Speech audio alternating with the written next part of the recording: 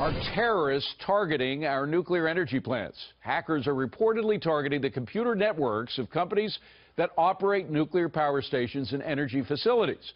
So what are these hackers up to? Here now is Mike Baker, former CIA officer. And Mike, I say that it's terrorists because I can't think of who else would want to get in there, who would want to do us damage. I mean, unless it's North Korea, right?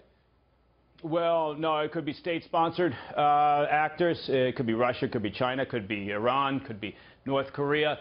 And that, frankly, is more likely, the persistent threat, hackers that have government backing.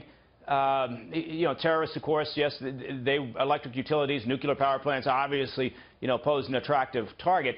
But the likelihood is, and they have not really identified yet, through the forensic work, through the digital fingerprints, they have not identified who carried out these latest attacks, but it's likely going to be some state-sponsored effort to some degree. They couldn't cause a meltdown of a nuclear power plant, right? The worst damage they could probably do is to shut the thing off.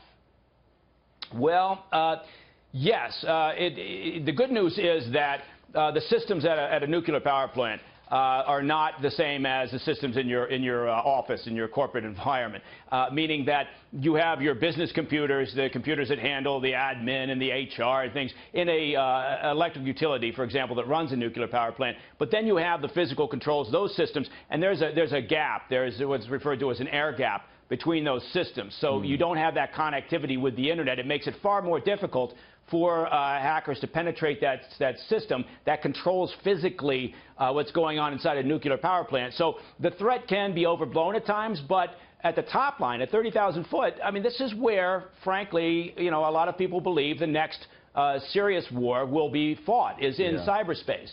So any probing of critical infrastructure, such as a nuclear power plant, kind of, foretells what could be happening, because they could be mapping out the networks.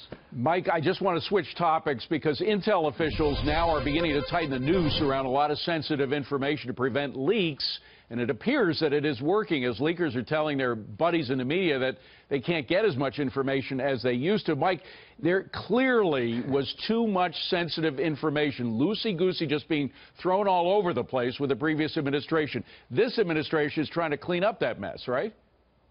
Well, yes, I love this. I love this topic because you've got a lot of angst and hand-wringing over people who say, I don't have access to the information, so I can't leak. Right, exactly. So I'm concerned over this. Look, if you're responsible for classified information, then keep your yap shut.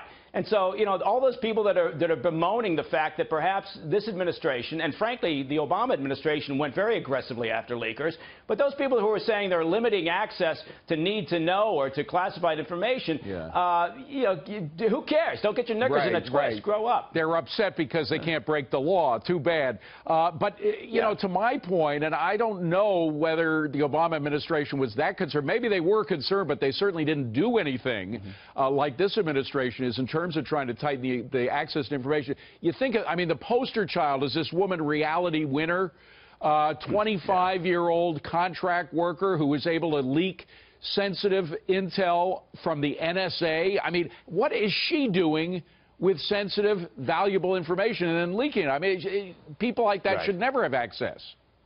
Well, that's a story that there's a lot of layers to this, right? And there's a lot of motivations for why people leak information. In the situation that you're referring to with this reality winner, that's a failure of background checking. That's a failure of vetting. That's a failure of due diligence, meaning that once she got her tickets, once she got her clearances to access and to be responsible for classified information, that process should continue. And typically it does. Typically they have, a renewal process, and they'll go back and they'll review.